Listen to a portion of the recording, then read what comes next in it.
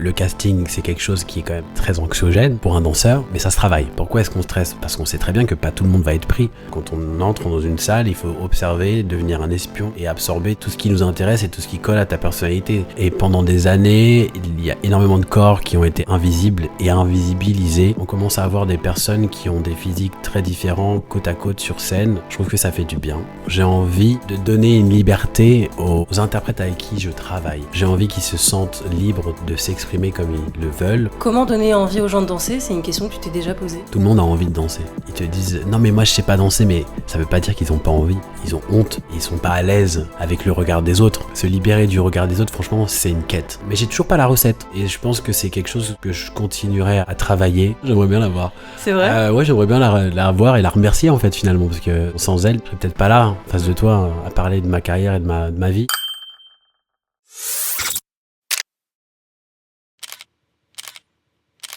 Bonjour à toutes et à tous et bienvenue dans ce nouvel épisode. Aujourd'hui, j'ai la joie de recevoir Nicolas Huchard, danseur, chorégraphe et movement director. Dans cet épisode, nous allons parler de l'identité, des castings, comment réussir, comment se démarquer et également de sa vision de l'artiste entrepreneur. Qu'est-ce qu'un artiste entrepreneur aujourd'hui ? Salut Nicolas. Salut Maïwen. Ravi de t'avoir en face de moi pour ce nouvel épisode. Merci pour ton temps. Merci pour ton invitation. Avec grand plaisir. Écoute, petite question un peu habituelle pour se mettre dans le bain. Comment t'as rencontré la danse ou comment la danse t'a rencontré ? Alors comment est-ce que j'ai rencontré la danse ? J'ai l'impression que c'est assez naturel. C'est quelque chose qui était familial à la base, le dimanche, les week-ends, entre frères et sœurs, à la maison, avec une caméra. Mon père était très mélomane, donc une grande collection de vinyles et de cassettes. Qui connaît les cassettes encore. Donc ouais, il faisait des mixtapes, il mixait, et donc la danse vient naturellement. Et dans les mouvements, j'avais noté aussi que t'étais très proche du karaté. Karaté, ouais. Et que les katas t'avaient beaucoup inspiré dans ce côté de mouvement. Et est-ce que ça t'a amené un peu à la danse ? Ça m'a carrément amené à la danse. Alors moi, du coup, j'ai fait du karaté pendant 3 ans, quand j'étais en primaire. De prime abord, je comprenais pas trop quel était le rapport avec la danse, mais en fait, finalement, on se rend compte que le kata, c'est énormément de précision et beaucoup d'intention dans les mouvements, dans la finition des mouvements. Donc oui, ça apporte vraiment un puissant bagage pour la danse.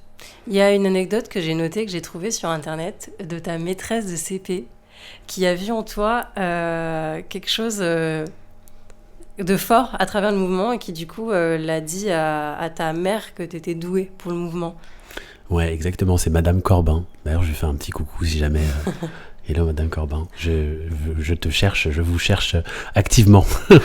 J'aimerais bien la voir. C'est vrai ? Ouais, j'aimerais bien la voir et la remercier en fait finalement, parce que sans elle, je serais peut-être pas là, en face de toi, à parler de ma carrière et de ma vie. Donc ouais, c'est vrai, en entrée en CP.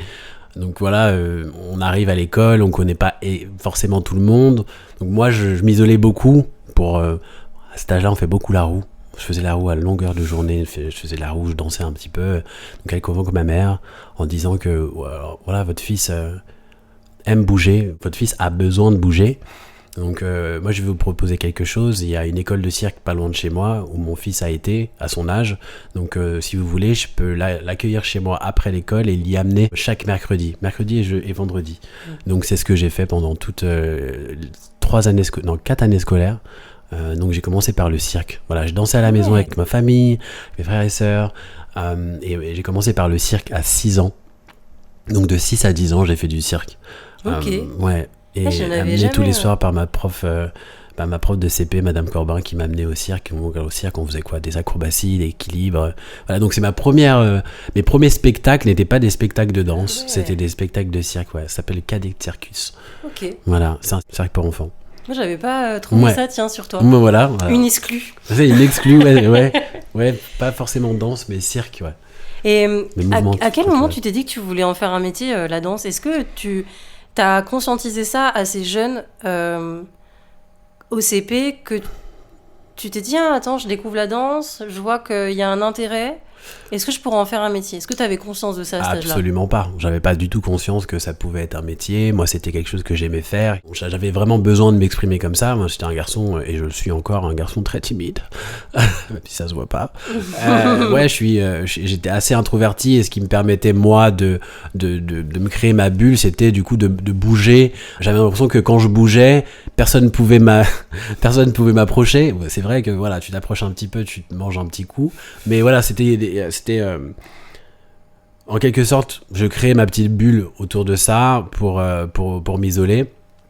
Je savais plus où j'en étais dans mon développement. Si tu voulais en faire un métier, tu me disais qu'à cet âge-là, non. Alors à cet âge-là, non, pas forcément. C'est vraiment arrivé beaucoup plus tard, en rencontrant des gens qui ont forcément un petit peu le même âge que toi et qui ont déjà un pied dedans. Moi, j'ai rencontré Zachris quand j'avais 17 ans.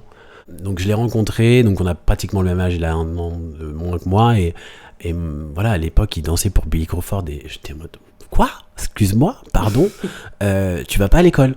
Et il dit, bah non, moi mon métier c'est, je suis danseur professionnel déjà, et j'étais en mode, waouh, mais moi je veux faire ça.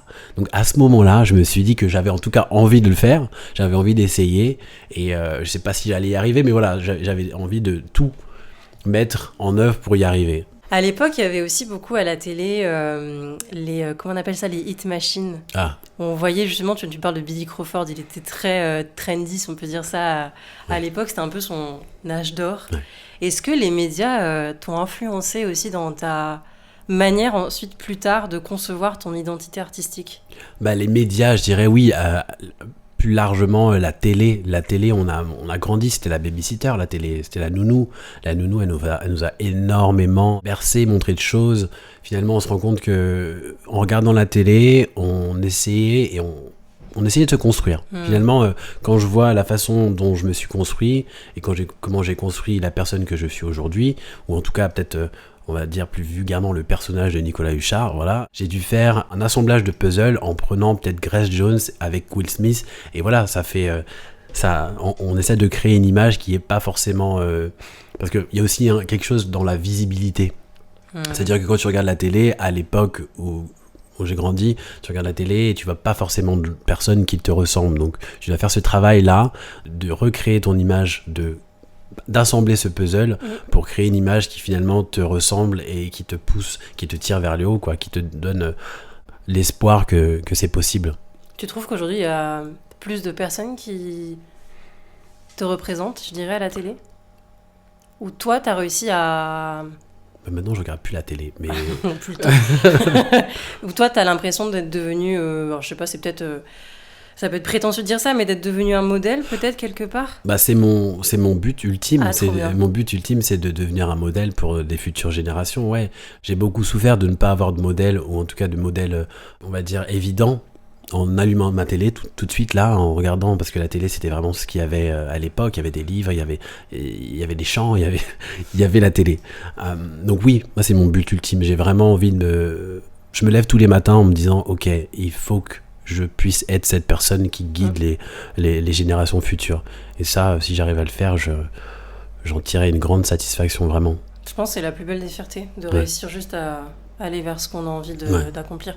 Tu me parlais que tu étais un grand timide.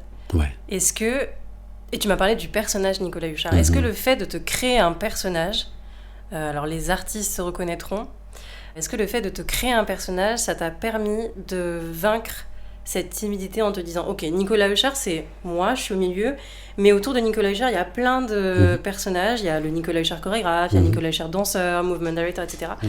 Est-ce que tout ça, ça t'a permis de vaincre ta timidité ? Mais clairement, alors vaincre ma timidité, je sais pas, en tout cas y travailler.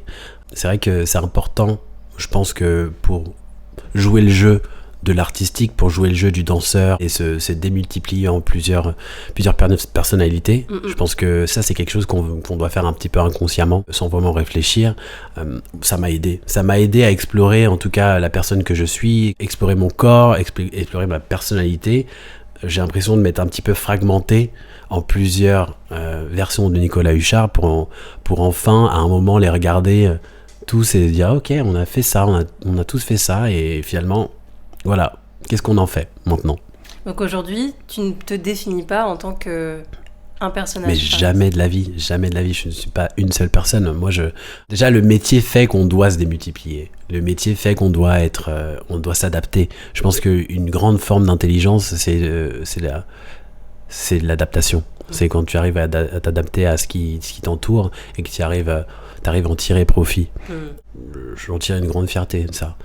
T'as pas envie d'être mis dans une case? Oh non, me mettre dans une case, être mis dans une case, je pense que c'est un peu dur quand même. C'est un peu dur. Après, je suis très conscient qu'il y a des gens que ça rassure une société, ça rassure un employeur, ça rassure un collaborateur, peut-être une marque qui décide de travailler avec toi. Ça le rassure de savoir que tu ne vas pas dénaturer l'image de sa marque en amenant tes idées, en amenant ton image. Donc oui, je suis conscient, mais ouais. Pas dans une case. Pas dans une case, s'il vous plaît. Non. J'ai l'impression de le dire tous les jours, mais je pense que j'ai pas fini de le dire. C'est déroutant parce que tu sais qu'au fond de toi, on te connaît parce que tu fais Nicolas Huchard, le danseur, le chorégraphe, mais il y a tellement d'autres choses. Moi, je fais de la peinture, je chante, enfin, il y a plein de choses que finalement, j'ose pas vraiment montrer, j'ose pas vraiment faire, et j'ose pas prendre le crédit ou le titre parce que, on va me dire, bon, lui, il fait tout, on va pas le prendre au sérieux. Bon, c'est peut-être bête de ma part, mais c'est vrai que c'est quelque chose auquel je pense. Je me dis, et ça te freine finalement, ça te freine un petit peu. Donc, est-ce qu'il faut écouter un petit peu faut écouter tout ça? Je pense pas, mais bon, c'est là. C'est vrai. Sur la création, du coup, j'arrive tranquillement sur la chorégraphie. Comment tu crées et comment tu composes tes chorégraphies? Alors, il y a différentes façons de créer. En tout cas, moi, je pense que j'ai différentes façons de créer. Comme je te disais, c'est important de pouvoir s'adapter à chaque fois aux situations qui se présentent. Donc, il y a plusieurs cas de figure où, par exemple, allez, on va commencer par la musique qui te parle. À côté de ça, je peux être inspiré par l'histoire, par le corps d'une personne, par sa gestuelle. Je pense que c'est important en tant que chorégraphe, et quand tu travailles avec des danseurs, c'est pas pour leur imposer.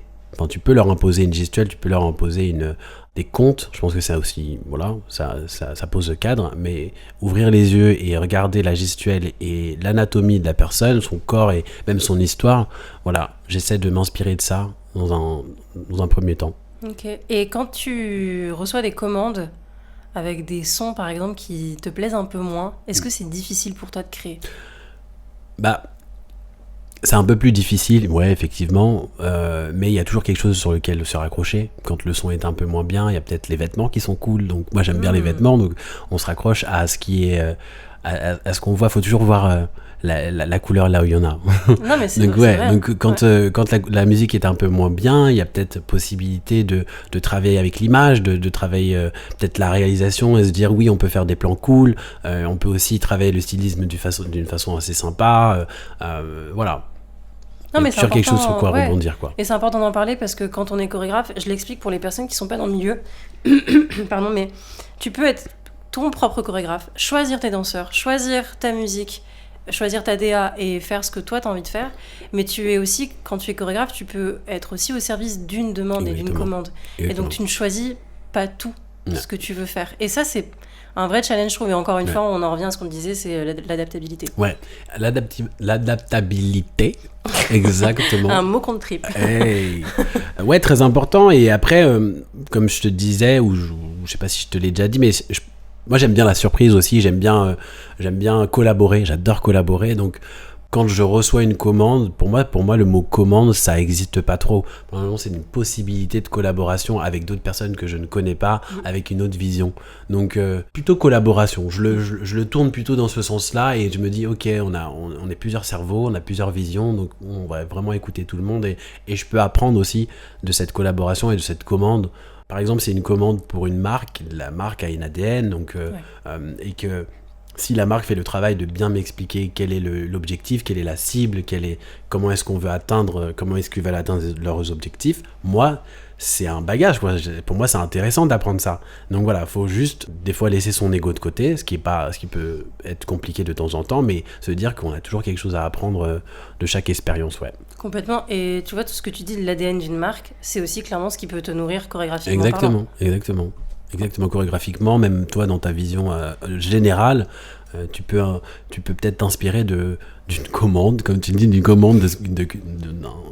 d'un job que tu as eu, tu dis et j'ai bien aimé ce qu'on a fait là, pourquoi pas m'inspirer de ça pour mes prochains projets. Comment on travaille avec des marques, avec des célébrités? Comment est-ce qu'on fait ils viennent te demander. Ils toquent à ta porte, tu t'envoies un mail. On t'envoie un mail, tu réponds. Ce que je veux dire, c'est comment on en arrive. Tu vois, il y a le Nicolas Huchard qui est en CP, qui débute la danse, le mouvement. Et il y a le Nicolas Huchard aujourd'hui qui collabore avec des marques, des maisons, des artistes. Comment on en arrive à tout ça pour des personnes, tu vois, qui sont pas dans le milieu et qui savent pas.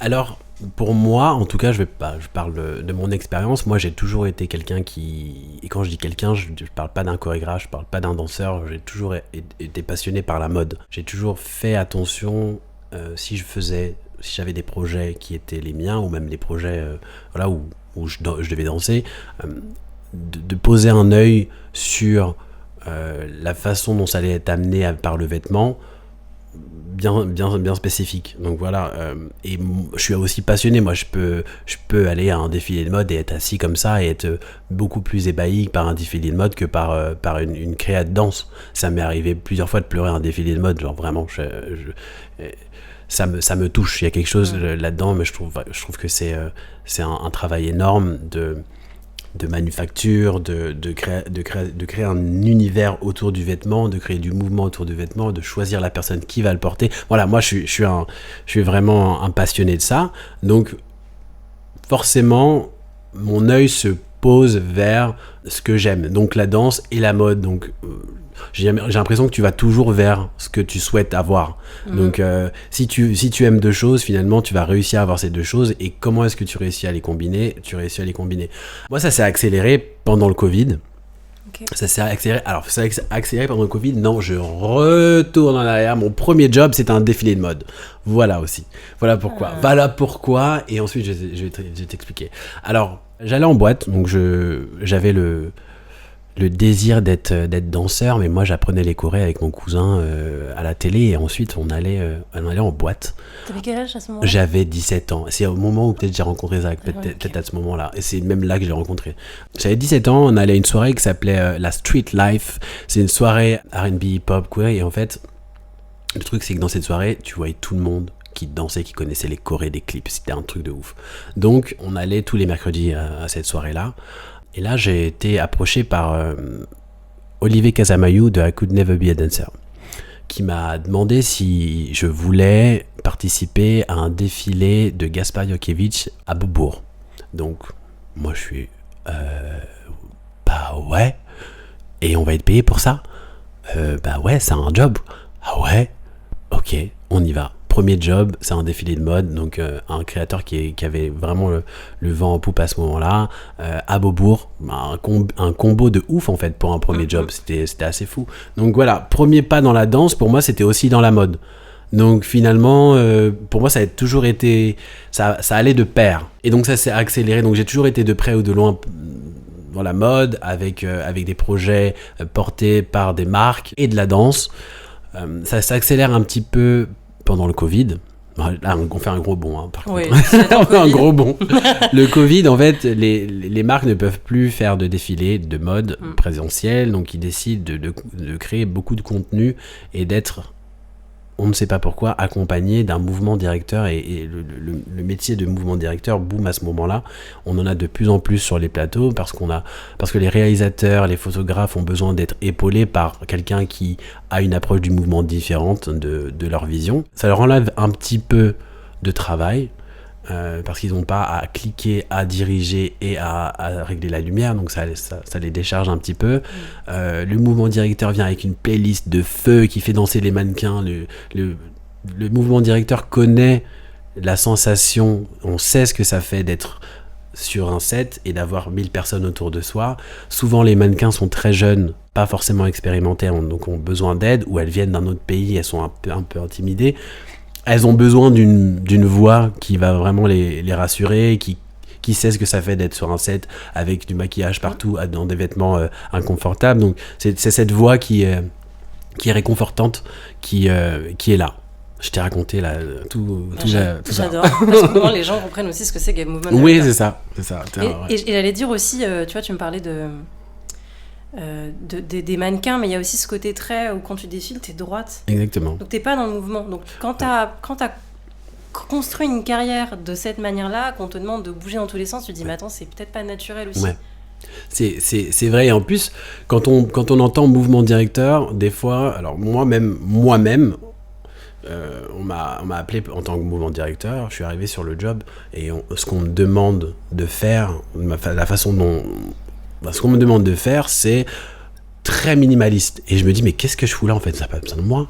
Ça n'a pas besoin de moi pour faire un petit mouvement, c'est pas de la danse en fait. Non, en fait, mouvement directeur, c'est pas ton rôle, c'est pas de faire danser les gens, c'est pas de leur apprendre des mouvements, c'est de partager ta vision du mouvement. Donc un mouvement, ça part aussi d'une pause. Et avec une pause, finalement en vidéo, enfin en photo, ça fait du mouvement en fait. Tu peux créer du mouvement statique. Enfin bref, je raconte un petit peu le ressenti que j'ai eu à certains moments où je savais pas vraiment ce que je faisais là, mais avec un petit peu de recul, tu dis ok, c'est du mouvement, ce n'est pas de la danse.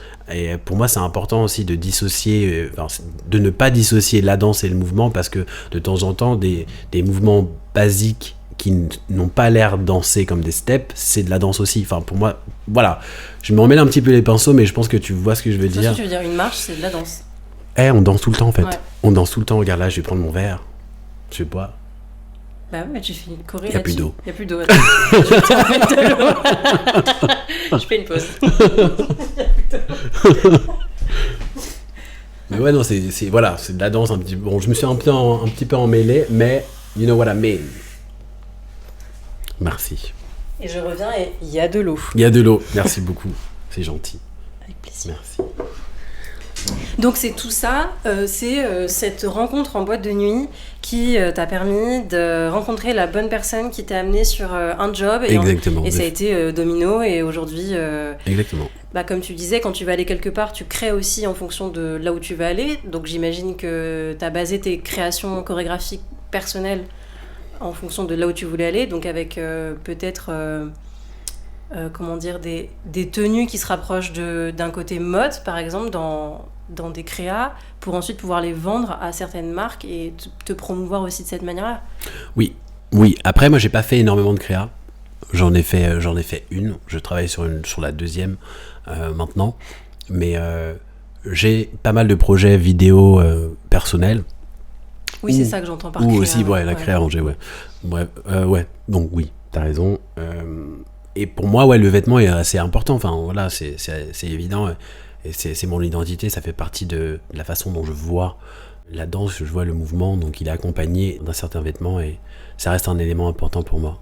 Il y a des messages que tu veux faire passer dans tes créations, dans tes vidéos ? Moi, j'ai surtout ce qui est plus important. Je pensais que tu parlais du vêtement. Pardon, j'ai un peu switché. Il y a un message, il y a un message. Tu parles beaucoup de ce que j'ai pu entendre dans les autres interviews, de placer l'humain au centre. Tu parlais aussi du bien, du mal, du côté masculin, féminin. Le message, alors j'ai pas forcément de message, alors peut-être j'en aurais un à la fin de ma vie, je te dirais, c'est ça, c'était mon message.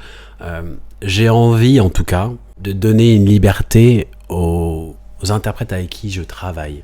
J'ai envie qu'ils se sentent libres de s'exprimer comme ils le veulent, vocalement ou avec leur gestuelle, en répétition ou derrière la caméra ou sur scène. Pour moi, c'est important de m'inspirer et d'écouter leur vécu pour pouvoir retranscrire ce qu'ils m'ont dit. Donc, j'ai pas forcément de message. Alors, mais mon message, c'est une volonté de s'épanouir, c'est une volonté d'être libre. Mais qu'est-ce que ça veut dire être libre ? On est libre quand ? À quel moment ? Voilà. J'ai pas de message, j'ai que des questions à renvoyer à tout le monde. Je me suis posé la question il y a pas très longtemps. Je me suis dit, qu'est-ce que tu as envie de dire ? J'ai rien envie de dire parce que j'ai pas l'impression de détenir la vérité. J'ai énormément de questions et j'ai envie de partager ces questions avec tout le monde pour juste ouvrir le champ des possibles. Quand tu te poses des questions, est-ce que comment donner envie aux gens de danser ? C'est une question que tu t'es déjà posée ? Non, parce que tout le monde a envie de danser. Tout le monde a envie de danser. J'ai l'impression que tout le monde a envie de danser, mais c'est quelque chose qui est très primaire chez l'humain. On a envie de danser, même les gens qui ne savent pas danser, ils te disent non mais moi je sais pas danser, mais ça veut pas dire qu'ils ont pas envie. Ils ont honte et ils sont pas à l'aise avec le regard des autres. Donc c'est juste ça en fait. Tout le monde a envie de danser. Tout le monde. Donc c'est je suis persuadé de ça. Comment on se libère du regard des autres. Comment on se libère du regard des autres et comment on arrive à se mettre à nu, entre guillemets. C'est vraiment une image que quand je dis se mettre à nu, c'est quand tu danses, tu interprètes. Tu te lâches, tu partages des émotions, tu partages une facette de toi que toi seul connais. Et comment en fait arriver à se libérer du regard des autres pour être soi-même en dansant? Comment se libérer du regard des autres? Très honnêtement, j'ai toujours pas la réponse. J'ai l'impression que c'est quelque chose qui est très compliqué. C'est une des choses humainement les plus compliquées parce que l'être humain est un animal social et quand tu es social, tu es entouré de plein de gens, donc forcément un petit peu de jugement, un petit peu de comparaison. Donc se libérer du regard des autres, franchement, c'est une quête. C'est la quête, c'est le Graal, tu vois, c'est le Graal. Je pense que si on... Et le danseur y arrive un petit peu. Et le danseur y arrive un petit peu, se libérer un petit peu du regard des autres, en tout cas à cette démarche de bouger son corps dans un but thérapeutique aussi, pour régler des problèmes, pour oublier certaines choses. Mais j'ai toujours pas la recette, se libérer du regard des autres. Et je pense que c'est quelque chose que je continuerai à travailler et essayer d'insuffler aux gens avec qui je travaille, les gens qui sont en face de moi, parce que les autres, le regard des autres, en fait, on s'en fout, mais pas on s'en fout plus que ça. Plus que ça, en fait, ça a aucune incidence sur ta vie et on lui donne beaucoup d'importance maintenant, le regard des autres, tu vois. Rien qu'en regardant sur ces réseaux sociaux, tu ouvres ton téléphone, tu regardes la vie des autres, tu montes la tienne, ou en tout cas une partie, et t'as un avis. Et tu sais très bien que l'avis des autres va un peu dicter ce que tu vas pouvoir produire, est-ce que tu vas pouvoir montrer, est-ce que tu vas avoir envie, est-ce que tu vas appréhender. Ouais. Voilà, il faut lâcher et en fait, on s'en fout en fait. Et rien n'est grave. Franchement, rien n'est grave. Comment tu arrives à te dire que une personne est belle quand elle danse? Qu'est-ce que toi tu trouves à travers ton regard quand tu vois une personne danser, tu te dis waouh, lui ou elle est beau ou belle quand pour moi, c'est l'honnêteté que la personne va avoir avec elle-même. Et avec les gens qui la regardent, je pense que l'honnêteté qu'elle a avec elle-même ou lui-même quand elle danse, je pense que pour moi c'est de la beauté pure. Aussi ce courage de lâcher prise, je trouve ça beau. C'est pas forcément la technique, c'est pas forcément le super move qui va être fait, c'est vraiment l'honnêteté qui va s'en dégager. Et le regard des autres, on vient d'en parler, et une personne qui arrive à se libérer de ça, pour moi, elle a tellement compris, elle a compris énormément, et pour moi, je vais trouver ça beau. Ouais, c'est très vrai. Ouais. Quand tu lâches le regard des autres, il y a un truc de lâcher prise, et du coup, t'es toi-même. Ouais, t'es toi-même, mais en fait, finalement, t'as aucun masque, t'as aucun costume, t'essaies pas de déguiser ce que tu es, et donc c'est tellement rare d'avoir accès à une personne telle qu'elle est, c'est hyper rare, donc quand t'arrives à le voir, ou avoir au moins 3 secondes ou alors quelques moments, ça peut aussi durer 2 secondes, hein. Sur un passage d'une personne, tu t'es mitigé, tu te dis à ce moment-là j'ai été touché parce que j'ai vu quelque chose. Donc ouais, c'est vraiment l'honnêteté pure. Je trouve que c'est beau. Quand j'ai vu dans une autre interview que tu disais que la danse ça faisait à la fois mal et ça faisait à la fois du bien. Et en quoi c'est important d'embrasser ces deux dimensions du bien et du mal? On y met la définition qu'on y veut sur le bien et le mal, parce que ça veut tout dire et rien dire. Je parle pas forcément de maltraiter ses danseurs, c'est pas ça que j'entends, mais en quoi la danse en elle-même, elle est entre ces deux dimensions. Je vais jouer le philosophe de bas étage. Non, mais s'il n'y a pas de bien, le mal ne peut pas exister, et s'il n'y a pas de mal, le bien ne peut pas exister. Enfin, il nous faut une balance, une contrebalance, sinon il n'y en a qu'un. Et le mal tout seul, il y a quoi d'autre après? Enfin, je pense que c'est important parce que la danse aussi, c'est quelque chose qui est c'est un langage extrême quand même. On pousse notre corps très loin, on pousse notre corps souvent, très très souvent à faire des choses qui ne sont pas forcément naturelles, on va dire, pour une anatomie humaine.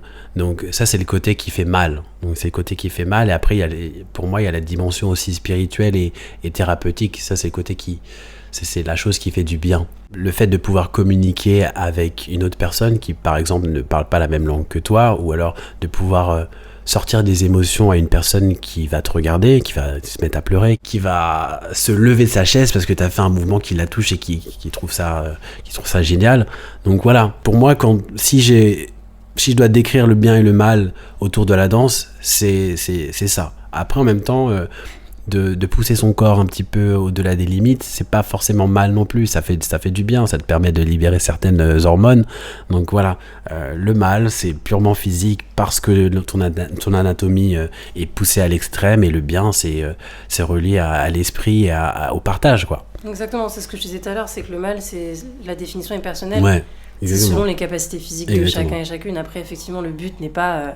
si une personne n'a pas les capacités de souplesse, c'est pas de lui dire, bon, dans une semaine, il faut que tu aies la jambe là, mais de se dire, travaille et je vais te donner les clés pour y arriver.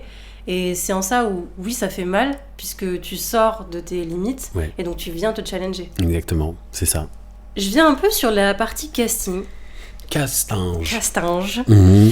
Parce que quand j'ai passé un récent casting à tes côtés, en tant que candidate, si on peut dire ça, il y a beaucoup de choses qui m'ont interpellée de ma vision de danseuse. Et du coup, je trouvais que c'était important de parler aussi de la vision du chorégraphe pendant les castings. Je vais commencer par savoir par te demander comment toi tu vivais les castings à l'époque en tant que danseur, et comment aujourd'hui tu les vis en tant que chorégraphe. Alors, je pense que je vais pas être très original en disant que le casting, c'est quelque chose qui est quand même c'est très anxiogène pour un danseur, mais ça se travaille. Ça se travaille, et c'est aussi excitant. Donc moi, je l'ai vécu d'une façon anxiogène. Après, j'ai pas l'impression d'avoir fait énormément de casting. Donc du coup, j'ai 3 expériences en tête et un ressenti du cœur qui bat, tes jambes qui tremblent, t'as l'impression d'avoir tout oublié, de perdre tes moyens, mais en même temps, t'as cette capacité-là aussi à dépasser tes limites à un moment donné. Donc c'est assez fou, c'est très violent mais très magique en même temps. C'est un ascenseur émotionnel. C'est assez fou quand même, le casting. On en ressort mitigé. Tu sais pas vraiment ce qui s'est passé. Je pense que tu perds un petit peu la mémoire à un moment. Donc pour moi, c'est très compliqué aussi de parler d'un casting ou d'une audition, parce que tu le veux tellement, tu t'es déplacé pour la voir, donc tu pousses ton corps dans des retranchements et tu perds la mémoire des fois. Moi, je me souviens pas beaucoup. Je crois que je perds la mémoire à chaque fois. Parce que c'est quoi? C'est l'adrénaline qui prend le dessus? Adrénaline, t'es ailleurs, t'es dans un état de flow. Exactement, adrénaline, parce que voilà, tu te dis, ok, je me suis déplacé ici, il y a des centaines, des milliers de personnes autour de moi, il n'y a pas beaucoup de place, et il le faut juste pour l'ego. Tu te dis, quand même, je vais pas partir bredouille. Il y a aussi cette dimension un peu de challenge. C'est un peu de la compète quand même à un moment. Tu te dis, ok, c'est moi ou lui, ou moi ou elle, il faut que j'y aille, quoi. Il y a quand même ce côté un petit peu égo, et donc tu vas te donner les chances, et tu vas y aller à fond. Et quand c'était toi qui étais pris, est-ce que tu arrivais à déceler le pourquoi c'était toi qui étais pris? Parce que tu vois, là tu parles de compétition, donc forcément quand on est entre guillemets en compétition, sachant qu'on est en compétition avec soi-même, je veux dire, on n'est pas là pour marcher sur les uns et les autres, au sens littéraire du terme. On s'observe en casting. Donc, est-ce que toi, ça t'est arrivé de te dire, alors attends, cette personne elle fait ça, moi je sais que je fais ça, mais je le fais pas aussi bien, donc je vais peut-être pas aller dans ce terrain-là parce que ça je vais pas mettre en avant. En revanche, je sais que par rapport à cette personne-là, ça je l'ai un peu mieux que lui ou elle. Tu vois, c'est pas de la comparaison malsaine, mais c'est une manière d'observer de manière stratégique pour aussi se dire, attends, il y a 3 places. Comment je fais pour me démarquer? Comment je fais pour que ce soit moi qui soit pris ou prise? C'est une très bonne question. On n'y pense pas souvent, mais c'est vrai que quand on arrive dans un casting, quand on arrive dans une audition, c'est important aussi d'observer autour de soi. C'est important d'observer autour de soi et d'avoir fait un petit peu ce travail de recherche. Donc, qu'est-ce qui est recherché? Qu'est-ce qu'on recherche? Est-ce que je corresponds déjà? Est-ce que je corresponds? Donc, est-ce que si tu corresponds, tu décides d'y aller? Ensuite, quand tu y es, Je pense qu'il y a un autre travail t'es un peu un espion. Tu vois, quand t'es dans une audition, il faut avoir le regard sur tout le monde, sur le chorégraphe et faire attention à sa demande, mais aussi aller au-delà de la demande, proposer quelque chose de plus, parce que si tu t'arrêtes à ce que le chorégraphe demande, c'est bien, c'est cool, mais si toi aussi tu te dépasses et que tu vas chercher un peu plus loin et que tu proposes quelque chose qui va marquer, je pense que c'est bien aussi, c'est intéressant. Et aujourd'hui, en tant que chorégraphe du coup et plus en tant que danseur, tu recherches quoi, toi ? Alors, le casting est toujours anxiogène pour moi. Hein. Ça change pas, même en chorégraphe, parler, vraiment, hein. parce que c'est quand même quelque chose de... Voilà, c'est une grosse pression, parce que tu détiens la carrière de quelques personnes et t'as l'espoir, tu vois l'espoir dans le regard des gens. Alors, il y en a qui viennent, qui savent pas trop pourquoi ils sont là, il y en a qui savent très bien qui le veulent, qui veulent travailler avec toi, il y en a qui ont besoin de ce travail, parce que ça dépend de comment ils vont pouvoir manger, remplir leur frigo, ou alors payer leur loyer. Donc il y a une espèce de grosse pression qu'on ressent à une audition quand on est chorégraphe, parce qu'on est maître de la vie ou en tout cas pendant quelques heures ou quelques mois de quelques personnes qui sont présents. Donc tu te dis, ok, il faut pas faire n'importe quoi. Ensuite, à côté de ça, t'as la demande de peut-être... là, on va prendre l'exemple de comment on s'est rencontrés, là. Donc de Monte Cristo, il y a des rôles, il y a une histoire, il y a une temporalité, il y a une certaine gestuelle, donc qui est la mienne, mais aussi moi qui dois avoir une vision sur comment est-ce que je peux t'incorporer dans ce spectacle-là, dans cette histoire, comment est-ce que tu vas pouvoir entrer dedans. Ouais, il y a une grosse pression, une grosse analyse, il y a plein de gens très très talentueux et très stressés en face de toi, qui ont envie de bien faire, et tu dois aussi pouvoir être assez visionnaire pour te dire, ok, là, je vais pouvoir vraiment faire fleurir cette personne, la faire éclore et l'amener là. Par contre, cette personne, je vais pas pouvoir. Il faut que je le sache vite et que je communique ça, quoi. Oui, exactement. Toi, Ouais. communiquer aussi, de ne pas faire perdre du temps aux artistes Exactement. qui sont en face de toi, de ne pas trop donner d'espoir, même si c'est, encore une fois, c'est important de donner la chance à tout le monde, d'aller jusqu'au bout, de se dire, attends, lui, je suis pas sûre, je vais le laisser encore une étape pour voir jusqu'à où il est capable d'aller, ou il ou elle, je vais la rappeler sur une étape parce que je pense que j'ai décelé un truc en plus. Et en même temps, il ne faut pas faire perdre son temps à tout le monde. C'est ça. À un moment donné, on sait, je pense, en tant que producteur, metteur en scène, parce que t'es pas tout seul dans un jury, il y a d'autres personnes, t'es pas tout seul, tu prends pas les décisions seul aussi. Exactement. D'être honnête aussi avec les artistes que t'as en face de toi et te dire, mais faire passer 8 tours alors que tu sais très bien que cette personne, comme tu dis, tu vas l'amener entre guillemets nulle part, ou elle ne correspond pas aux attentes du metteur en scène également, dire stop aussi. Ouais. et ne pas prendre plus de temps, parce que le temps c'est important. C'est vrai, le temps c'est de l'argent, le temps c'est très précieux, et à l'audition, on perd de temps en temps, on perd un petit peu la notion du temps, parce qu'on regarde l'objectif, on se dit qu'il nous faut un casting, qu'il faut le boucler, mais en même temps, voilà, il y a la vie de ces personnes-là qui sont entre nos mains, et on veut faire le meilleur choix, et on n'est pas seul pour faire ce choix-là. Donc ouais, t'as raison, c'est un moment... j'ai l'impression qu'il y a plus de pression en étant chorégraphe qu'en étant danseur, parce que finalement t'es là, bon bah tu fais ce que tu as à faire, tu le fais bien, ou tu peux être un petit peu dur avec toi-même et te dire ok, j'ai d'autres choses à travailler. Après c'est un entraînement, hein. Les auditions, on vient pas à une audition parce que voilà, je tiens à préciser que les auditions c'est vraiment un travail à part entière. Il faut en faire, il faut en refaire, il faut travailler dessus, parce que vraiment c'est une espèce de montée d'adrénaline où tu peux très facilement perdre tes moyens. Ça peut être dangereux pour ton corps. Tu peux te dire ok, là je vais tout donner, je vais faire ce mouvement, mais en fait tu le gères pas, ou alors tu gères pas l'espace avec les autres. Enfin ouais, les auditions ça peut être très très dangereux aussi. C'est ce danger-là c'est un danger physique, c'est un danger, tu mets ton espoir très haut, tu te dis là j'y vais, je donne tout, tu sais pas pourquoi t'as pas été pris, tu t'en veux à toi. Enfin après il y a l'audition, je veux dire qu'il y a l'audition, il y a le jour, il y a l'après, hein. C'est pas l'audition, c'est pas juste sur le moment. C'est quand t'as été pris, t'as une explosion d'émotions, t'es content, et après voilà, tu repasses la scène, et quand t'as pas été pris, ça peut avoir des répercussions sur plusieurs années, vraiment. Bien sûr, et surtout quand t'as pas été pris et que tu sais que t'es allé jusqu'au bout, que par exemple, je sais pas, il en reste 10, que toi tu sais pertinemment que devant toi, tu as 10 excellents danseurs, mais qu'il n'y a que 3 places. Ouais. Ça, c'est très très dur aussi. Et en tant que jury chorégraphe, d'avoir cette décision-là, et en tant que danseur, de se dire, mais qu'est-ce que j'ai pas fait d'assez bien pour avoir la place. Moi, ça m'est arrivé. La première fois que j'ai rencontré Madonna, j'avais fait une audition. Elle m'avait invité à l'audition suite au concert de Christine de Queen que sa chorégraphe était venue voir. Elle me disait qu'elle adorait ce que je faisais, qu'elle adorait... Ah ouais, c'est Nicolas par là. Donc je fais le workshop pendant une semaine. À la fin du workshop, je suis pas pris. J'étais en mode, quoi ? Je suis pas pris. Moi j'ai pris là en fait. Moi il y a aucun signe qui montrait que j'étais pas pris. Puis pourquoi on est venu me chercher ? Et pourquoi on est venu me chercher ? Pourquoi on est venu me chercher ? Pourquoi on a dansé pendant une semaine ? Pourquoi j'ai pris l'avion pour aller à New York ? Pourquoi ? Pour moi j'y étais déjà.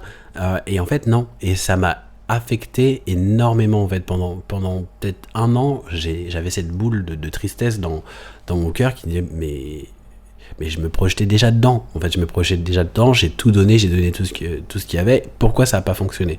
Des fois, c'est juste une question de temps. Quelques années après, elle me rappelle pour danser et pour chorégraphier. Du coup, folie. Mais ça veut pas, des fois, ça veut pas dire que t'as pas été assez performant. Ça veut juste dire que ton profil ne colle pas à l'histoire qui est développée et que ça pourra marcher plus tard. Voilà. Ouais, mais c'est vrai que c'est, comme tu dis, ça peut être traumatisant et... Traumatisant, vraiment. Tu te poses plein de questions après, quoi. Ouais. Comme je te disais, pourquoi j'ai pas été pris alors qu'on m'a appelé, qu'on est venu me chercher. Mais tellement. Qu'est-ce qu'on attend de moi, tellement. finalement ? Est-ce que j'ai pas compris la demande ? Ouais. Après, ça fait partie du jeu. Hein. Ça fait partie du jeu. Il y a des choses qui sont... c'est ingrat. Le principe de l'audition, pourquoi est-ce qu'on stresse ? Parce qu'on sait très bien que pas tout le monde va être pris. Sinon, il y a beaucoup moins de stress. Tu vas, tu dis, ok, juste je me montre et je suis pris. Let's go. Non. Il y a aussi cette notion de... C'est comme si tu te battais contre toi-même aussi, un peu quand même. En fait, vraiment, quand tu arrives à une audition, t'as plein d'autres personnes et vraiment... c'est une bonne idée, ça, de fiction. Toutes les personnes qui sont autour de toi, elles se transforment en toi. Non mais vraiment, c'est toi, mais est-ce que c'est toi ? Tu te bats contre toi-même, tu tournes la tête, c'est toi, et c'est toi qui flippes, toi qui perds tes moyens. Enfin voilà, t'as l'impression de l'idée est déposée, hein. Je le dis tout de suite, l'idée est déposée. Ne commencez pas à dire j'ai eu l'idée. C'est filmé, c'est enregistré, l'idée est déposée. C'est la zone je garde, on écrit ça. Mais c'est vrai ? Ouais. C'est toi et toi-même. C'est toi et toutes tes peurs, face à cette situation-là. Est-ce que toi, quand premier tour de casting, tu vois un danseur ou une danseuse dans une pièce, t'es capable, de par ton expérience, ton background, ton intuition, de dire lui ou elle, je sais qu'elle bossera pour moi. En voyant la personne, de par la manière de se présenter à une audition, ce que la personne dégage, avant même qu'elle ait dansé. Est-ce que toi, t'es capable de dire ça ? Je pense que c'est possible, ouais. Je pense que c'est possible. Après, voilà. Oui, après, on est là pour danser, donc évidemment. Ça peut être un premier regard, une première impression, oui, clairement. Quand tu... Ouais, c'est... clairement.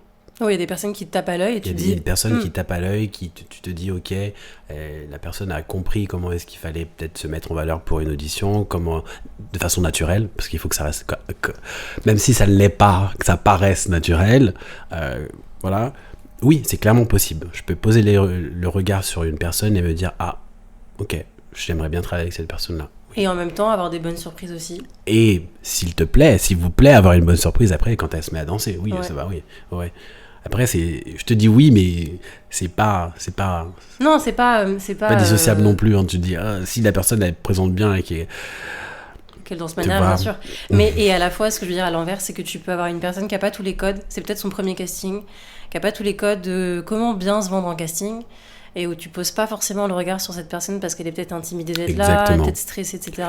Mais par contre, quand elle danse, ou quand il danse, il envoie, et tu te dis, bonne surprise. Ouais, et ça, c'est le côté ingrat du casting. Ouais, du casting. C'est le côté ingrat. C'est que, voilà, il y a des personnes qui ont les codes et qui savent très bien où se placer, comment s'habiller, de quelle couleur, comment se coiffer. Voilà, donc on va poser les yeux sur eux. Et la danse, on espère que du coup ça suive, et une autre personne qui est hyper talentueuse et qui connaît pas et qui débute, mais on espère que cette personne qui débute et qui connaît pas apprenne et ouvre ses yeux. Encore une fois, comme je dis, c'est important d'ouvrir ses yeux et de regarder et d'apprendre à chaque fois. Quand on entre dans une salle, il faut observer, devenir un espion et absorber tout ce qui nous intéresse et tout ce qui colle à ta personnalité. Le but, c'est pas de se transformer en quelque chose que tu n'es pas, mais c'est d'apprendre et d'observer tout ce qui se passe autour de toi et de l'utiliser à ton profit. Ouais, et puis se transformer en quelque chose que tu n'es pas, des fois en allant, comment dire, un peu se créer un personnage, oui, tu vois. ça, ok. Ça donne confiance, mais ça, encore une fois, ça veut pas dire qu'il faut devenir imbu, être prétentieux. Il faut rester quand même aligné, être respectable, respectueux, humble, mais de se dire, tiens, peut-être qu'aujourd'hui, je vais me coiffer comme ça, parce que ça va me mettre dans un personnage, et ça, en plus, ça me met en valeur, tu vois. Ça, c'est important aussi de penser. Je pense que c'est important, il faut s'en amuser. Faut s'en amuser, c'est pas parce que tu joues De toute façon, comme j'ai dit tout à l'heure, être danseur, c'est jouer un personnage à chaque fois. En fait, tu réinventes à chaque fois un personnage, ou alors on te demande de jouer un personnage, donc pourquoi pas en inventer un soi-même et d'en réinventer un autre après-demain, et encore un autre, et encore un autre. Moi, je trouve ça amusant. Ouais. Au-delà des personnages, il y a des personnes qui viennent en face de toi en casting. Et donc, quel regard tu portes sur les critères de sélection dans le milieu artistique ? Ce que j'entends par là, c'est sur la diversité des corps, sur le genre, les origines, etc. J'ai tendance à croire que ça évolue dans le milieu, et j'ai tendance à croire que parfois ça n'évolue pas. Ouais. Alors, moi, je vais te parler, je vais te parler de mon histoire dans un casting, dans ma façon d'aller au casting. C'est vrai qu'en étant un mec queer, dans les années dans lesquelles je commençais à faire des castings, queer et noir, c'était pas ce qui était recherché directement. C'était pas la cible. Donc, en allant à des castings, tu savais très bien déjà que voilà, tu partais peut-être avec un petit poids en moins, quelques points en moins, et s'il y avait quelqu'un qui te ressemblait, qui avait une calation assez proche de la tienne, il y avait possibilité que soit toi, soit lui soit pris, mais pas les deux, ça on le sait. Ça évolue beaucoup maintenant. Moi, je fais en sorte que ça évolue en tout cas. Voilà, c'est une de mes quêtes, que tout soit équilibré, que soit à l'image des artistes qui peuplent la France, ou même de la population française, parce que c'est le cas, c'est important. Après, il y a des demandes, il y a de la... Et, pardon, avant de continuer, la diversité du corps aussi. On a nombreuses fois, et pendant des années, il y a énormément de corps qui ont été invisibles et invisibilisés de par leur corpulence, voilà, peut-être un peu plus ronde, un peu plus grande, trop petite, des cheveux trop courts, des cheveux trop longs, peut-être, allons-y. Voilà, donc tout ça, ça n'existait pas et ça commence à arriver. On commence à avoir des personnes qui ont des physiques très différents, côte à côte sur scène. Je trouve que ça fait du bien. Moi, ça me fait du bien. Des personnes qui ont des carnations de peau différentes sur scène. Voilà, on a besoin. Pour moi aussi, la danse, c'est un cri du peuple, quoi. C'est un cri du peuple et on a besoin de voir le peuple dedans, on a besoin de se voir dedans. Encore une fois, le but de la danse, c'est de communiquer quelque chose sans mots. Donc, le corps, on n'a pas de mots directement, on n'a pas de banderole sur notre corps. Donc, si notre corps et notre peau, nos formes peuvent raconter un message sans même dire quelque chose, il faut le faire. On en revient à la représentation qu'on disait au tout début de l'épisode. Oui.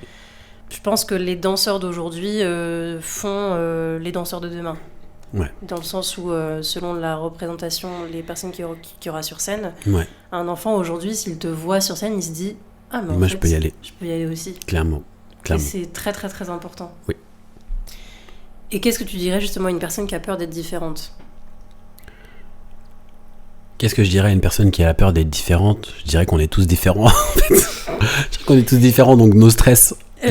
Pardon, juste pour terminer la question, parce que dans une interview de Mouvance, t'as dit, alors c'est à l'époque certainement, t'as peut-être changé, mais t'as dit qu'à un certain âge, on n'a pas envie d'être différent, et notamment quand on est jeune, et qu'on voit des amis, copains d'école faire du foot, et que c'est un peu mal vu pour un garçon de faire de la danse, parce que dire qu'on avait envie de danser, ça faisait un petit peu tâche. Ouais. Je parle de cette différence, tu vois, si un enfant nous entend et qu'il a peur d'être différent parce que lui fait de la danse et pas du foot... Alors, j'ose espérer et j'ai l'impression que ça change. Oui, Voilà, j'espère ça aussi. change. Moi, je sais qu'à mon époque, pendant l'adolescence, quand on est adolescent, on a un petit peu cette phobie d'être différent. Donc, qui dit différent dit être repoussé, être seul et ne pas être compris. Être seul, t'as pas vraiment. Tout le monde n'est pas profondément solitaire. T'as pas envie d'être rejeté. En tout cas, la sensation de rejet n'est pas agréable. Donc, c'est ça que je voulais dire, hein, c'est que on n'a pas envie d'être, on veut appartenir. Il y a ce sentiment d'appartenance qui est très fort chez l'humain et être rejeté, c'est un peu difficile. Donc, on est prêt à tout, même dans nos choix personnels, pour ne pas être rejeté. Même à terre une passion, même à terre des choses qu'on aime profondément faire pour plaire aux autres. Et je trouve ça triste, je trouve ça dangereux.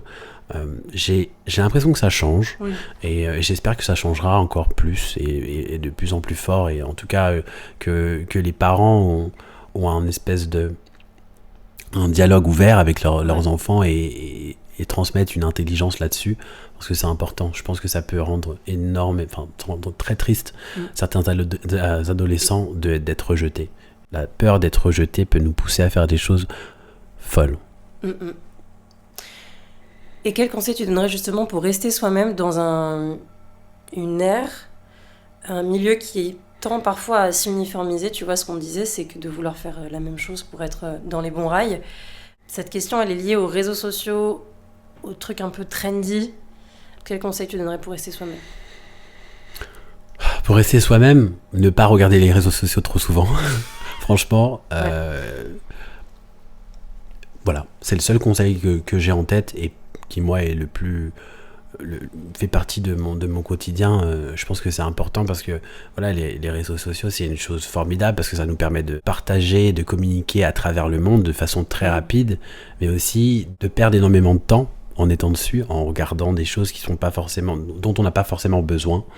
Donc voilà, si j'ai un seul conseil à donner qui est vraiment très concret, c'est ça. Il y a des avantages et des inconvénients. Il y a des avantages et des inconvénients. Bon, c'est comme tout, hein, c'est à consommer avec modération. Ouais. Voilà. C'était le moment pub. Voilà. Hey. Et justement, sur les avantages et les inconvénients, ou plutôt les avantages et les pièges, je voulais lier à ça aussi l'exposition médiatique. Oui. Quand on est danseur, par exemple, pour des célébrités, exemple Madonna, on devient intrinsèquement, sans le vouloir, exposé médiatiquement, je pense. Et pour toi, comment tu en tires un avantage et en même temps, quels sont les pièges à éviter, tu vois? Je sais pas s'il y a des pièges d'ailleurs, mais... Non, il n'y a pas de piège. Bon, je vais commencer par ça. Il n'y a pas forcément de piège, mais il y a plus de visibilité à des moments où on ne cherche pas forcément de visibilité. On a des moments où on a envie d'être visible et on a envie de montrer ce qu'on fait et être vu. Il y a d'autres moments où tu n'as pas forcément envie de l'être, mais parce que tu gravites autour d'une personne qui est constamment dans une lumière, on va dire, donc la lumière est forcément sur toi et que t'as pas forcément envie de la voir, et ça peut être un peu déroutant de temps en temps, mais ce qui est intéressant et ce qui peut être bénéfique, c'est aussi la renommée que cette personne a et la renommée que tu peux... Travailler avec elle, c'est déjà on se demande comment est-ce que tu as réussi à travailler avec elle. Si tu travailles avec elle, c'est que tu es potentiellement talentueux, ou alors qu'elle a vu quelque chose en toi que les autres ne voyaient pas. C'est comme si c'était un espèce de tampon, c'est comme si une espèce de validation de qualité. Voilà, et de temps en temps tu te dis est-ce que c'est vrai ça, c'est sûr? Travailler avec elle, ça veut forcément dire que des fois je me sens nul en fait. Ça veut pas dire que ça veut dire que je suis pas parce que j'ai travaillé avec elle que je suis hyper... C'est pas parce que tu travailles avec une personne qui a une certaine notoriété, qui t'a donné de la lumière, que tout est acquis. Tout est acquis et que c'est forcément et que t'es forcément au top tout le temps, quoi, aussi, tu vois. Et qu'on a le droit aussi, tu vois, d'avoir cette down. Clairement. Parce qu'en fait, qui dit j'ai travaillé avec le top, dit tu dois être tout le temps au top. Ouais. Et on attend de toi que tu sois tout le temps au top. Et en fait, les gens deviennent très sévères face à ce que tu peux créer. Les gens t'attendent au tournant, genre en mode ah ouais, t'as fait ça, t'as travaillé avec ça, bon, fais voir ce que tu fais. Donc le curseur de jugement, il est différent. Ouais, c'est vrai. Il est très différent. On t'attend un petit peu au tournant, t'as pas intérêt de te rater, t'as pas intérêt de faire un truc trop personnel, tu dois faire un truc qui plaît. Et c'est une espèce de prison. Tu dois absolument faire quelque chose qui plaît et finalement, tu perds un petit peu de ta liberté artistique, quoi, tu vois. Parce que t'es tellement dans la lumière d'une personne qui, elle fait ce qu'elle fait, mais finalement, toi, t'es pas elle. Exactement. Finalement, toi, t'es pas elle. Donc, tu dois toujours garder ces espèces de gages de qualité tout le temps. Tu peux jamais t'exprimer de façon modérée et avec ton propre rythme. Et ça peut être un piège, une espèce de prison. Ouais, c'est vrai. Comment tu gères ta carrière, ton image ? Tu vois, notamment au niveau de ton branding artistique, les réseaux sociaux, parce qu'on en parlait, c'est important de se détacher des réseaux sociaux, mais encore une fois, aujourd'hui, on va pas se mentir, les réseaux sociaux, c'est un CV. C'est une manière de montrer ce qu'on fait, comment on existe de par notre art. Comment tu travailles ça pour montrer que, encore une fois, rien n'est jamais acquis ? Comment le fait de travailler ton image te permet de durer dans un milieu où rien n'est jamais acquis ? Alors, déjà, travailler l'image, c'est quelque chose que je trouve intéressant, au-delà de la danse et de la physicalité de la danse. Voilà, comme je t'ai dit, j'aime tout ce qui est autour de la vidéo, de la photo, de la peinture, voilà, tout ce qui entoure la danse, tout ce qui peut entourer le mouvement. Donc moi, c'est un terrain de jeu, voilà, avant tout. C'est pas, il y a rien d'hyper réfléchi. Il y a des choses très spontanées et des choses qu'on sélectionne et qu'on a envie de partager au monde. C'est comme une espèce de timeline. Ok, quand je te parle de timeline et je t'ai parlé des différents personnages qui ont été créés, des différents Nicolas Huchard qui ont été créés, si tu regardes l'Instagram, tu vas pouvoir avoir une espèce de timeline de tous ces Nicolas Huchard là. En fait, c'est à ça que je joue, moi. Je fais pas vraiment de branding et de stratégie. J'essaie de créer une timeline de tous les personnages que j'ai créés et qu'on peut y avoir accès au travers de différents projets qui sont personnels ou qui sont aussi collaboratifs. Voilà. Quand tu parles d'image et que c'est important de gérer aussi son image, est-ce que tu as un agent d'image ? J'ai un agent image, oui. Damn present, let's go. C'est agréable, bien ouais, évidemment. damn present. Et pourquoi c'est important d'en avoir selon toi ? Parce qu'il y a peut-être des codes qu'on n'a pas eu en tant que danseur Alors, oui, exactement. Il y a certaines choses qu'on n'a pas eues et qu'on n'a pas, et que c'est pas notre métier de base. Mais voilà, on peut apprendre, on doit apprendre. On doit être épaulé aussi. Agent image aussi, pour moi, c'est quelqu'un à qui je collabore. Je demande énormément de conseils, c'est un espèce d'œil extérieur avec qui je peux parler de est-ce que tu penses que je devrais faire ce projet-là, est-ce que tu penses que je devrais communiquer de cette manière-là, qui m'aide aussi à élaborer certains projets. Donc c'est plus qu'un agent image pour moi en tout cas, c'est vraiment une collaboratrice, c'est vraiment quelqu'un avec qui je travaille main dans la main tous les jours pour avancer. Donc ouais, c'est nécessaire. C'est nécessaire. Après, je pense que chacun a créé sa relation avec les gens qui les entourent, quoi. Moi c'est ça, en tout cas. Ton bras droit, quoi. Mon bras droit. Damn present, let's go. Écoute, Nicolas, on arrive à la fin de l'épisode. Wow. J'ai encore quelques petites questions. En regardant en arrière, quel moment de ta carrière ou de ta vie te rend le plus fier et pourquoi ? Bah écoute, je vais être assez inattendu. C'est assez inattendu, mais je vais te dire, maintenant, pour moi, c'est important. Je suis fier d'être là en face de toi et de pouvoir parler assez librement et je suis à l'aise. Pour moi, c'est une grosse victoire, comme je te dis. Moi, je suis quelqu'un d'assez introverti de base, donc je suis heureux et je suis fier de moi et je suis fier aussi de toi parce que ce que tu fais, c'est important. On a besoin de parler, on a besoin de faire connaître notre réalité au monde, aux gens qui ne partagent pas notre quotidien. Donc voilà, merci. Merci à toi. Je suis fier de nous, genre. Je suis très très touchée par tes mots. Ouais. Merci. Voilà. Let's go, bravo. Ouais, c'est pas fini, ce n'est pas le moment, l'émotion le plus attendue. Pas faire chialer comme ça. Non mais ouais, je n'ai rien à rajouter. Merci et je suis très heureuse de savoir que ça fait partie des moments peut-être les plus inattendus de ta carrière et c'est vrai que quand tu regardes en arrière, tu te dis ouais, j'ai vécu plein de choses et je suis là aujourd'hui en train de raconter mon histoire. Ouais, moi je suis un gars du moment en fait déjà. Ouais. Je suis là sur le moment et sur le moment je sens que c'est un beau moment, tu vois, c'est quelque chose qui est bon. Accepter de venir, c'était la partie la plus compliquée et maintenant être là et parler et être libre et savoir que ça va être écouté par des gens que ça va aider et qui vont être en train de faire leur vaisselle, qui vont être en train de faire leur magie ou alors faire leur jogging. Tu vois, je suis là, on est avec vous, c'est bien. Je trouve ça cool, c'est important. Les gens sont avec nous en continuant leur vie et de toute façon, c'est ce que je veux aussi transmettre à travers le podcast, c'est de me dire, il pourrait y avoir une personne à côté de nous, tu vois, en train de nous écouter, en train de boire un thé ou un café. Clairement. Ce serait la même chose, quoi. Ouais. Et qu'est-ce que tu aurais aimé entendre en début de carrière ? J'aurais aimé qu'on me dise, très simple, sois toi-même, fonce, vas-y, tout va bien se passer, libère-toi du regard des autres. Ouais, libère-toi du regard des autres, même si c'est pas facile de le faire. Je pense qu'il faut se rappeler un tout petit peu tous les jours que c'est un poids qu'on n'a pas à porter sur les épaules, le regard des autres, parce que finalement ils sont pas là, quoi. Ils sont pas sur nos épaules, ils sont pas dans nos baskets. Voilà, c'est pas eux qui portent nos vêtements, c'est pas eux qui, voilà. Le regard des autres, c'est bien, mais il faut savoir le dompter et le repousser un petit peu de temps en temps. Donc voilà. Ouais. Très juste. Tu parles du regard, moi je vais porter un regard sur l'avenir. Tu te vois où dans 10 ou 15 ans? Wow. C'est dur, là. Dans 10 ou 15 ans, mais c'est bientôt, hein, ça va vite. Hein. Attends, 10 ou 15 ans, là, c'est là. Attends, avant, le temps passait pas vite, mais alors maintenant, ça file. Donc, 10 ou 15 ans, où est-ce que je me vois? C'est important de se projeter. C'est très important de se projeter. J'allais dire un truc. Moi, je me vois avec... Ah, attends, petite pause. Où est-ce que je me vois? Je me projette plus. C'est problématique, ça. Mais je trouve que c'est bien, en fait, aussi de cette réponse de...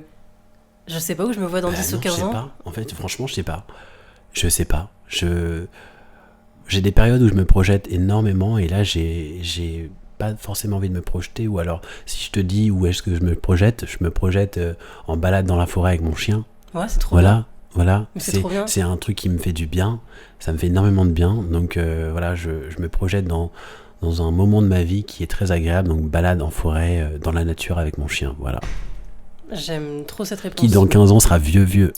Il s'appelle comment ton chien? Il s'appelle Gombo. Gombo? Ouais, j'étais à 2 doigts de venir avec lui et là. C'est vrai? Ouais, oh non, on aurait une invitée star. Tu le verras bientôt. Oui. Ouais. Gombo, ça veut dire quoi? Gombo, c'est un légume. C'est un légume qui ressemble à un piment, tout poilu.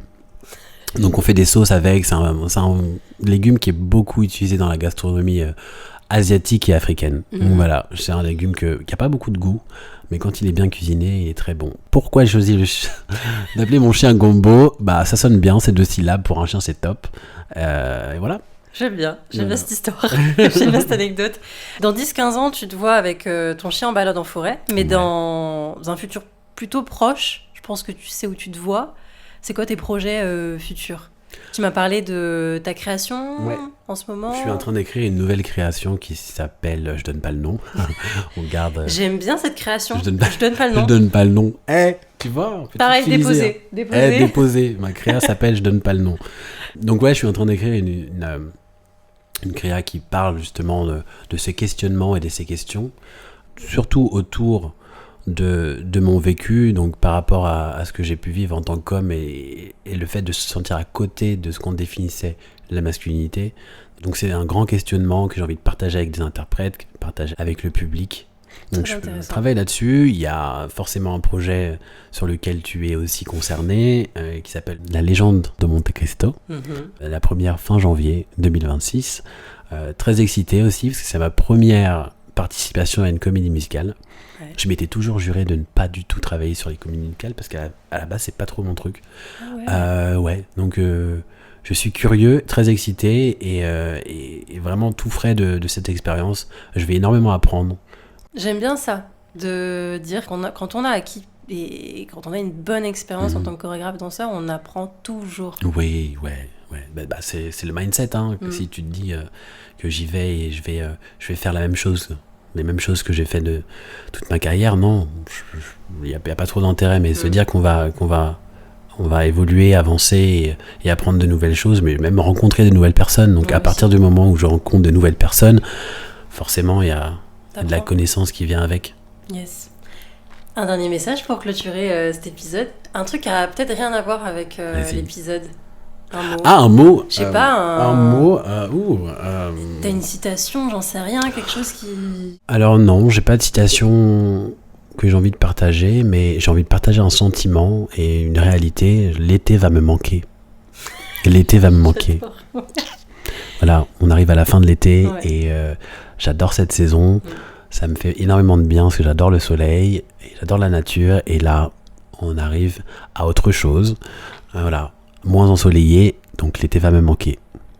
Et ben j'espère que je ne vous manquerai pas et que on se retrouvera donc la semaine prochaine pour un nouvel épisode. Je te remercie sincèrement Nicolas de m'avoir offert ton temps.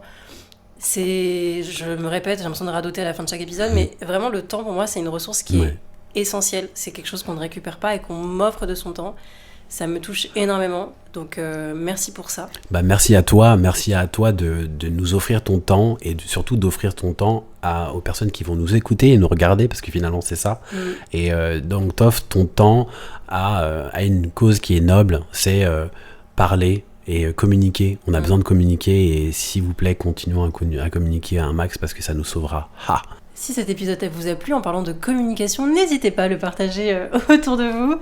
Je mettrai évidemment dans les liens de la description de l'épisode tous les réseaux sociaux. Vous pouvez retrouver Nicolas Huchard.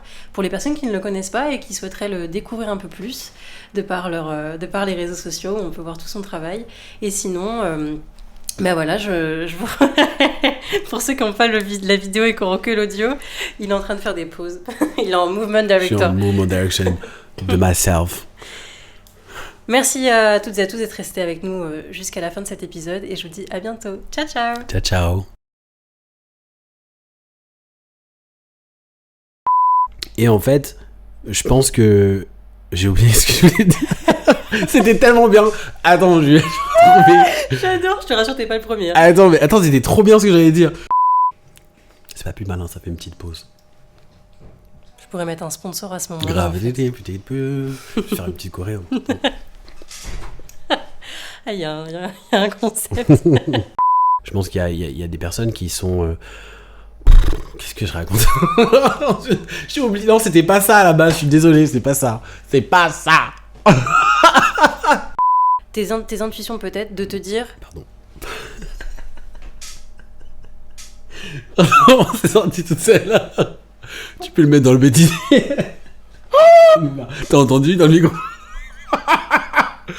Ah, désolé. Bah, voilà. T'inquiète, j'ai fait un épisode avec une pote où j'ai dû enlever tous ses rots. C'était un enfer. Ah, je te comprends tellement. C'est quand t'as une idée, t'ouvres 3 tiroirs. J'ai ouvert trop de tiroirs après. Je suis en mode, mais c'était pas ça la finalité. Et c'était trop bien. Ça reviendra peut-être à un moment. Je pense que ça reviendra. Tu fais un bêtisier ou pas? Ouais, je fais grave un bêtisier à la fin. Toujours les backstage. Je suis fier de ma perte de mémoire là.